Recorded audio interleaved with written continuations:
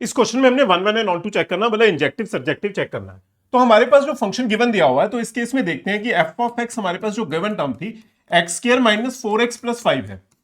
अगर मैं इस केस में x की वैल्यू 1 पुट करता हूं तो 1 पुट करने से हमारे पास आएगा 1 माइनस 4 प्लस 5, मतलब 2 आ गया। क्लियर है?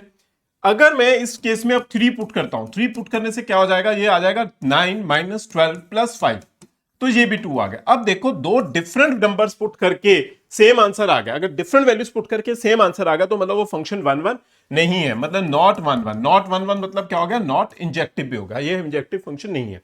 अब दूसरी चीज चेक करनी है onto. Onto check करने के लिए हम क्या करते हैं, ऑन टू के लिए range equal to codomain check करना। अब हम इसकी रेंज फाइंड आउट करेंगे। मैं इसे y लिख लेता हूं, एफ ऑफ एक्स को y is equal to x square minus 4x plus 5 है। 5 को ब्रेक कर सकते हैं 4 प्लस 1, 5 को हम ब्रेक कर सकते हैं 4 प्लस 1। अब फर्स्ट थ्री टर्म्स फॉर्मूला बन के आ जाएंगी। फर्स्ट थ्री टर्म्स किस चीज का फॉर्मूला आ जाएंगी, a माइनस बी होल स्क्वायर का।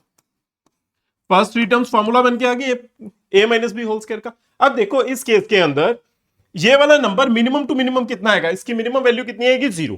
इस पार्ट की मिनिमम वैल्यू 0 आएगी, तो इस पूरे y की मिनिमम वैल्यू कितनी आएगी, 1। तो इस y की मिनिमम वैल्यू 1 है, मतलब y की मिनिमम वैल्यू मतलब रेंज होती है। तो रेंज हमारे पास किसके इक्वल होगी, रेंज आ गई है 1 से लेके इन्फिनिटी तक।